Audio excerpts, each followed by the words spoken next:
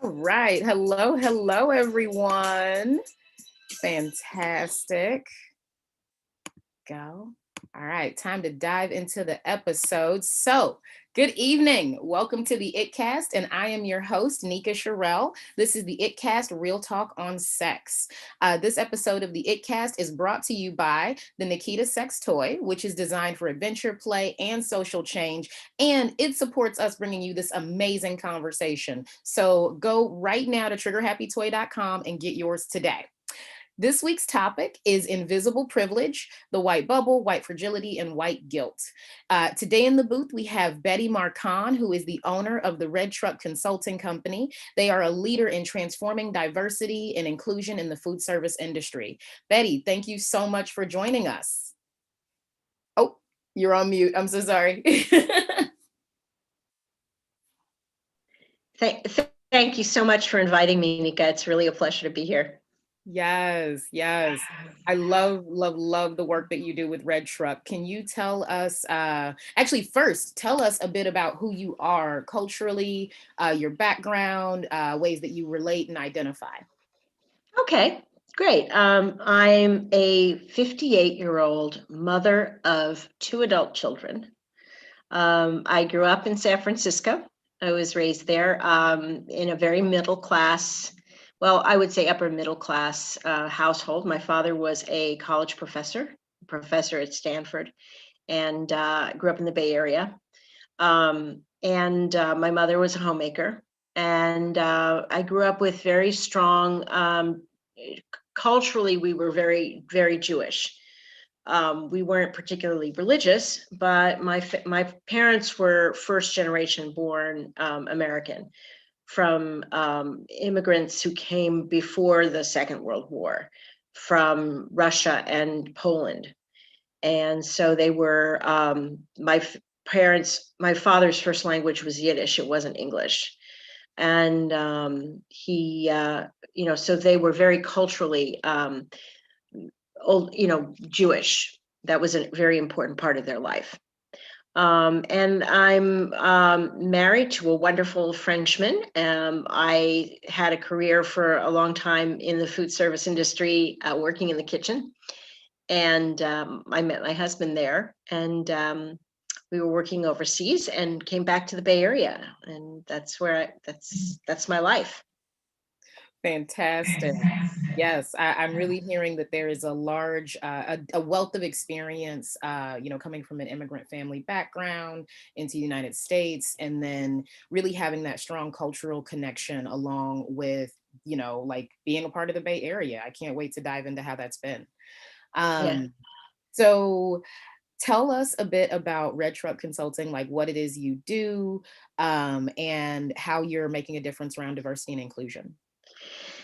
Yeah, so I had originally started the concept of Red Truck Consulting when I was doing bookkeeping and HR for restaurants. And the initial emphasis with Red Truck was finance, was kind of helping young entrepreneurs in the food industry learn about how to do their books and how to read a profit and loss statement, and how to look at financials and understand their business.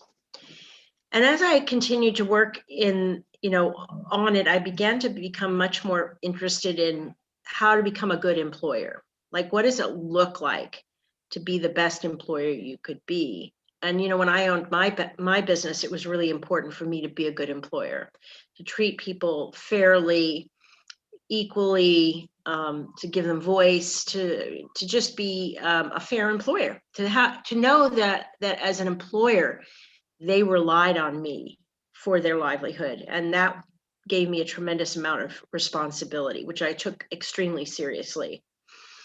And so what I've been doing with Red Truck is I've really been creating a space where, I want to work with clients who are restaurateurs who want to create better culture within their restaurants.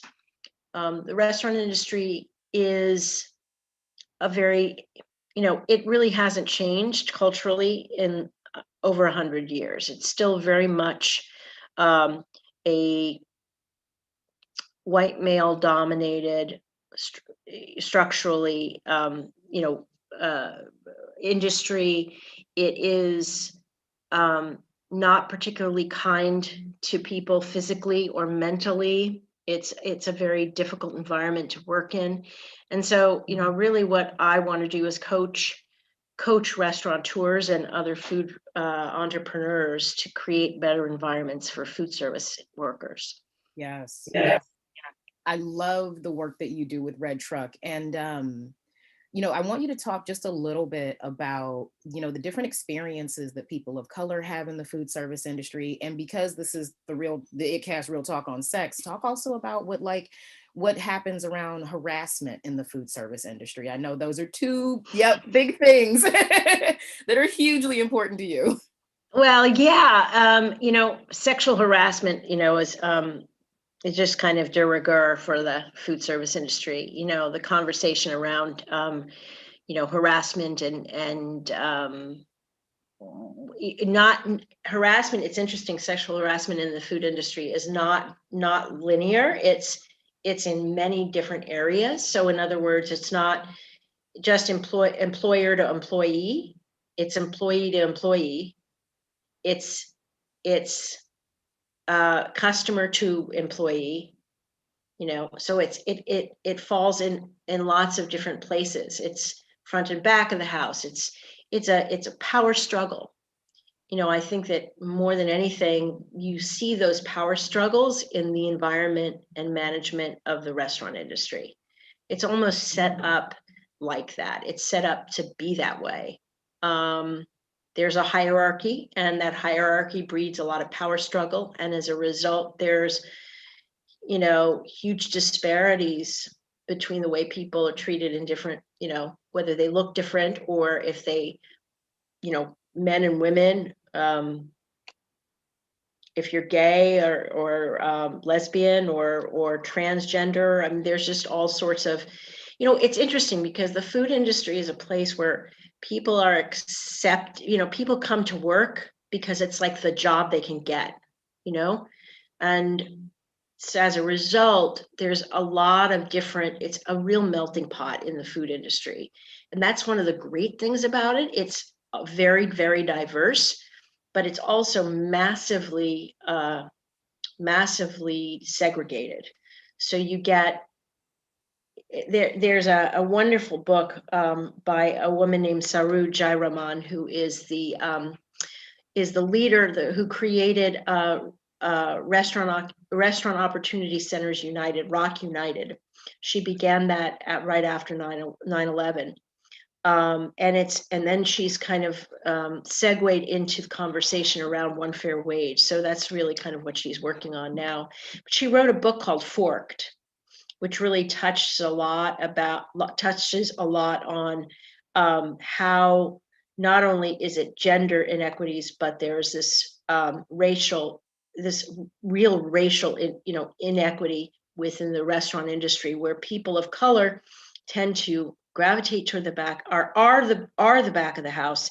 As you walk from the front to the back of the house, you get progressively darker, and you can really see that as you go into the restaurant industry, or you go into a restaurant. So the white, not only do white folks tend to dominate in the front of the house, but the management tends to be white and tends to be overwhelmingly male. So those are things that I'd like to see change, that I'd really like to, that's not the world today. And if we can actually kind of work those changes into the restaurant industry over time, what we can come up with is an industry that really is a model for diversity and inclusion, which would be awesome. I love that. Absolutely. I'm really hearing the conversation around systemic racism within the food service industry, as well as pigmentocracy. The whole conversation of it gets darker the closer to the back of the house that you get. And Right. I've seen it. I've been there. Oh, and yeah. It becomes one of those things that's so commonplace, you almost stop noticing at a certain point. Um, Yeah. Yeah. And, there has to be a change just in terms of, really having everyone know what is possible for them within the restaurant, within their work environment. What is it going to take for you to be making more money? What is it going to take for you to learn more? What is it going to take for you to take on more responsibility? And for us to have the barriers to those levels of improvement and mobility to be broken down, and to really, it's been very racially sexist in its segregation. And if we can kind of break through that barrier, that's really what I'm about. Yeah. So talk a bit about what privilege is to you and how you actually came to discover privilege. That's a really interesting question. One of the things I really became aware of this concept of privilege, and I'll put it in quotes just for now, but I became really aware of it after we closed our second restaurant. My husband and I owned a restaurant in the Ferry Building in San Francisco called Mistral Rotisserie, and we closed it in December of 2008. We'd been open for 5 years, and when we closed it, we had nothing. I mean, we like had nothing, and we still had our 2 children in school, and they were, I think, they were like 10 and 14 or something like that. And my husband had to take whatever job he could to kind of make ends meet. And we were sending our kids to a really affluent private schools in San Francisco, all on, scholarship, because we just, our income just wasn't good. But, what I really got after that happened was that there were lots of things where people felt, people would say, "Oh yeah, we're all going out for dinner tonight. Come on over. Come on, we'll all go out." Or my son would come home and he would say, "Mom, I have to go to the grocery store and buy some candy. We have an assignment to make a molecule out of candy for science class." And I'm like, I have $25 in my bank account. I am not spending $10 on candy. Does it occur to your teacher that maybe this is a waste of money and that people can't do that? So I started to begin to see how, even though I was operating in this class area of educated white people, I was not financially in this. I did not have the privilege to not think about the things that they didn't have to think about. So for me, it was like, where am I going to get the money to pay for my gas? Where am I going to get the money to pay for my rent? Where am I going to, and none of these people that I was associating with had any of those concerns. That just didn't occur for them. And I began to realize that was their privilege, and that really was what privilege was. Like, if I didn't have to think about those things, then I wouldn't have to deal with them. Right? Yeah. And then I began to get really involved in that conversation, especially with the kids' school, because there were a lot of kids who were on scholarship who couldn't afford, like, for example, the school used to, take a trip to Yosemite every year. And so by the time I left, my son graduated from that school. The school had actually created a fund specifically for kids who were on scholarship, so that if we were going on a school trip, or there was some sort of, kids were getting jackets with their names on it, the school would pay for the scholarship kids to get those things. So they didn't have the experience of being left out.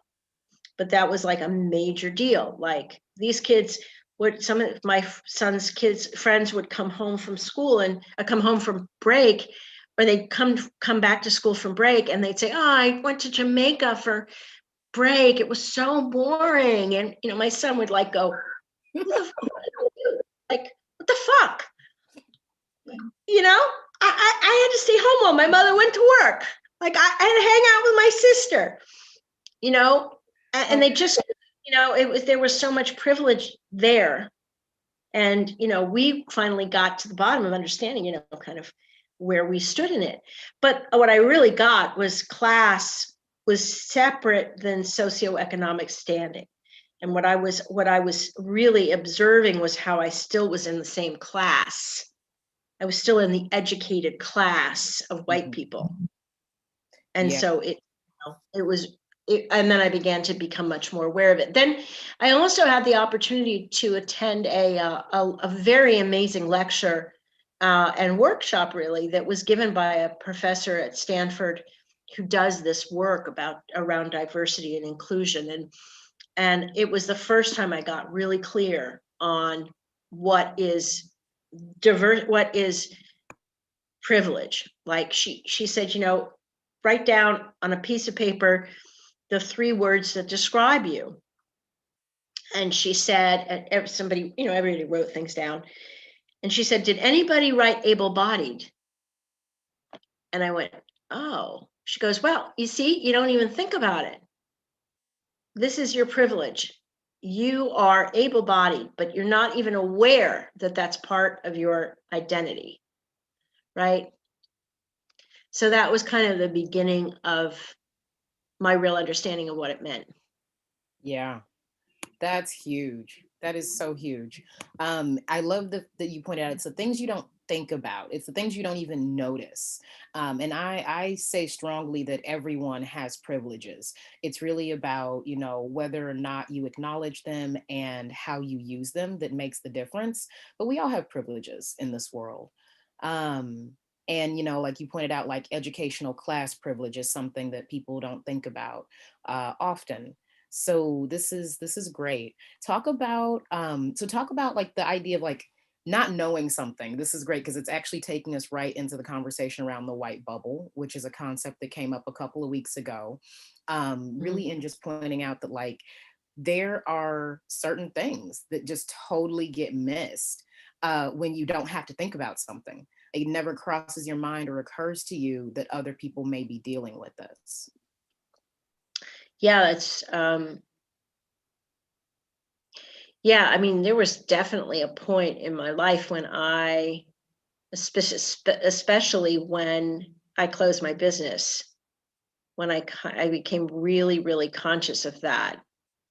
But and I raised my children in fairly liberal environments, where especially my son, who grew up going to a high school that was very woke, like always having conversations about inclusion, about listening to others, and that was really important. But my daughter had less of that as she was growing up, and when she went off to college, she ended up joining a Jewish girls for sorority. Like, I don't think there were no women of color in that room, in that space. And she went to an Eastern college. She went to Syracuse, and it was,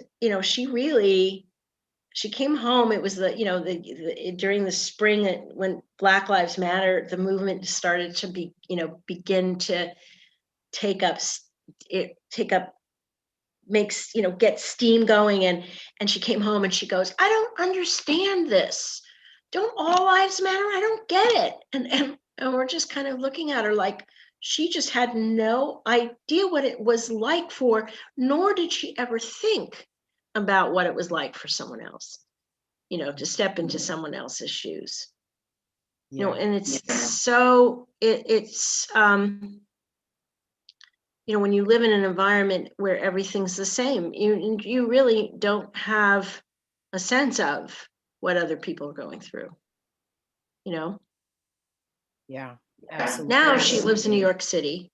She's like, her whole life is like completely switched, like really turned around, and she's a buyer for an online retailer. And she goes, Mom, I'm just really looking for those Black owned businesses that make clothing.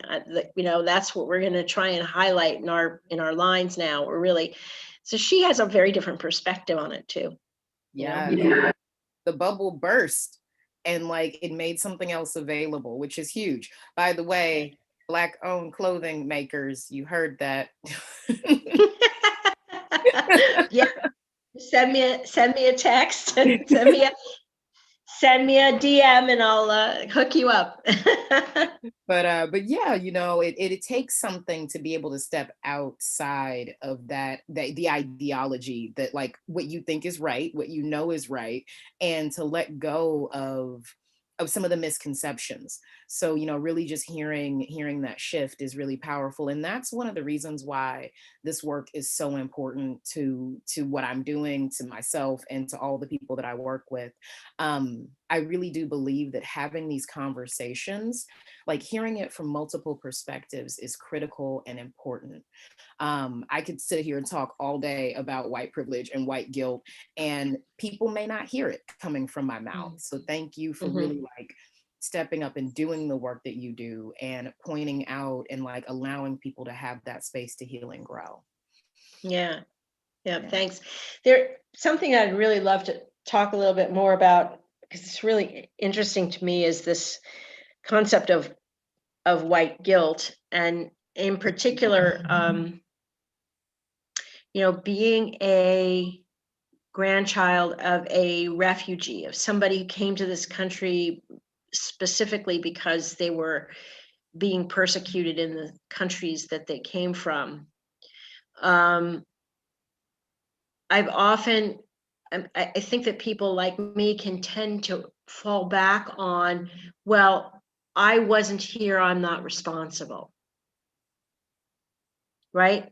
Like I didn't engage in racism. I didn't engage in the history of the United States. I didn't engage in colonialism. That wasn't my fault. Or, where do I take responsibility for it? And I think it's really important. And I think it's important that we all realize that we're here to heal no matter what, whether I, as a white Jewish person, have taken advantage of white supremacy, have been has had the advantages of being white in a new environment. And my father really excelled and had huge opportunities for education and to excel. And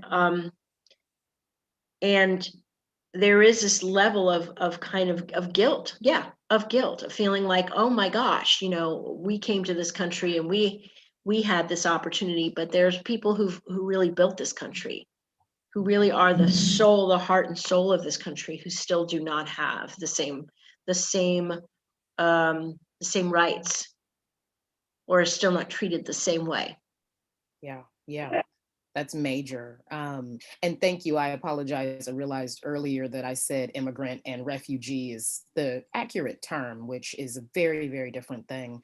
And to be able to get like being separate from that conversation, it doesn't work because you are benefiting from these systems that are already in place.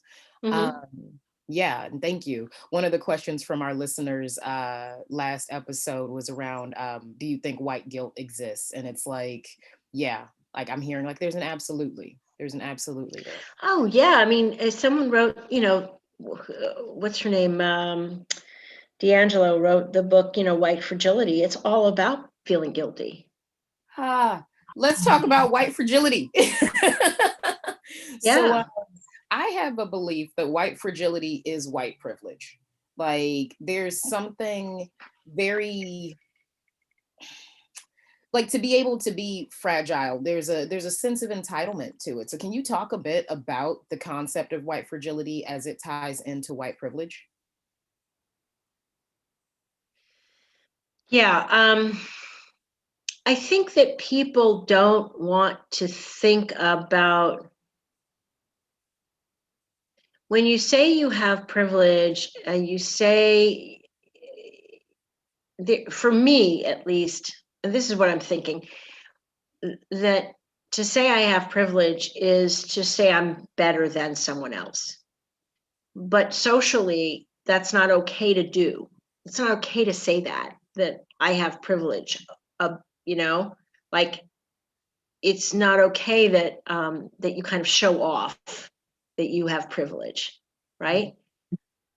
And it feels, if you say to somebody who, like if you said to someone who was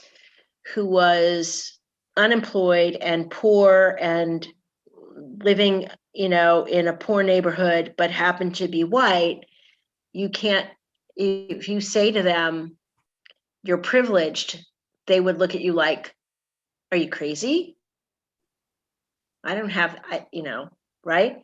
But they do. They have that privilege of sitting in the skin that they sit in and walking out the door every day, and that's the way the world looks at them, right? And I think white people are very fragile about being called out for their privilege. You know, they're very fragile about being called out for yeah, it's like, you know, you see it all the time on LinkedIn, these guys who get really pissed off at the diversity and inclusion strategist who says something on LinkedIn and they go, I'm not racist, I'm that, you know, but they have no idea even really what it means to be anti-racist. And they don't like to be called privileged. You know, just because I'm white doesn't mean I'm privileged. Whoa, wait, hold it. You know? Yeah. Really? Yeah. Yeah. I've seen white fragility show up in the space of like, oh my God, like, why are you getting so angry? Or, you know, like there's these ways in which I've seen people try to police culture. And yeah, anytime you call someone on it, it's like, it's that like, oh, well, now you're wrong because you're calling something out that I don't want to acknowledge or address or deal with. And I've seen that happen a lot. It's like, if you think that you don't have to deal with race, that is a privilege. Like if you Yeah. don't have to, like, yeah, if it doesn't cross into the realm of in which you think, then you are already privileged. And that's something that I have experienced a number of people that I spend time with also don't get. So yeah, that's huge. Is there anything else that you'd like to say or share on this topic or this conversation?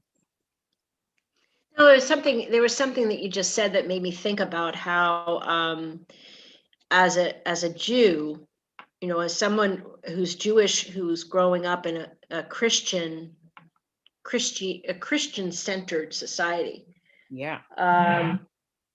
You know, I never thought of it. I mean, it used to really bother me when I was a child when, you know, people would say Merry Christmas to me, or, you know, when I was in nursery school, they made me sit on Santa's lap. And, you know, I was like, don't you get it? Like, not everybody is Jewish. I mean, not everyone is Christian.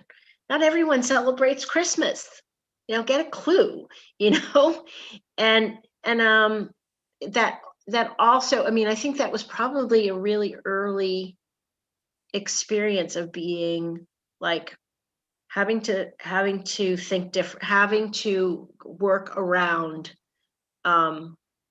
this being different, like what it is to be different too. Yeah. Yeah. Yeah. Yeah. Thank you. Thank you for that. Okay, so is there anything you'd like to share with our listening audience about Red Truck, how they can find or get a hold of you to learn more about what you do? Yeah, I mean, I'm building up. You know, I have. You can always email me at redtruckconsulting at gmail.com. You can always email me. My website is in construction at the moment. One of the things that I'm working on is, you know, I'm kind of working on what I would call kind of a three-pronged approach to working with people in the food industry. The first is at management level, and that would be like working with owners and getting them very grounded in their values system, so that they're really, when I've met a great number of restaurateurs who are committed to what we call high road work, or it's basically taking the high road towards management, and really doing the right thing, paying a fair wage, creating opportunities for employees to move up and down, up the ladder and across, not up and down. You don't want to go down. And then creating structures and kind of various, whether it's an artifact, it might be something like a value statement or a mission statement, or a README document for you to have employees understand how to communicate best with you, what's important, what you stand for, and then really working with management to understand, to really get to the bottom of that, and to actually articulate that within their culture. Like, what does it look like? What does it look like if you're really anti-racist? What does it look like to put that into action in your restaurant? Mm-hmm. Like, there are clearly white supremacy culture. You can find various real, like, what's the word? Real qualities of white supremacist culture, white mm-hmm. supremacy culture. And you can actually say, that's not what I'm going to do. I'm not going to do that. I'm going to make sure that isn't any part of the way my business operates. And then, just go through that and say, okay, this is what I stand for. This is what I stand for and what my employees can count on. And then, the second piece is creating, better leadership and communication, and really training the middle management in how to really create leadership and notice leadership within the organization and how to bring it up. Mm-hmm. And the third piece is really like, your numbers. I mean, I've been working in numbers for, 20 years now, and that's been part of what I do is bookkeeping. So really kind of helping restaurants understand their numbers as well, and really do the conscious bookkeeping, conscious accounting, to really kind of like, where am I going to put my money? Where's my money really, going to go to make a difference? Yeah, beautiful. That's what Red Truck is. Yeah, I'm hearing dismantling the system and anti-racism. Like that is so beautiful. Like, take that term, everyone out there listening, watching, wherever you are, be anti-racist and desystemize the racism. This is fantastic. All right, so we're going to go ahead and bring the show to a close. You can contact Betty at redtruckconsulting@gmail.com, and the website's coming soon at redtruckconsulting.net. Yes. Beautiful. And thank you so much for joining us today. Again, the ItCast is brought to you by the Nikita sex toy, designed with fun, play, adventure, and social change in mind. Please go to our website, check out the toy. That's triggerhappytoy.com. Get one, support all the work that we're doing here at Nika Cherrelles, and learn more about our work at nikacherrelles.com. That's NikaCherrelles.com. Thank you so much, and we will see you next week. Thank you so much, Nika, for having me.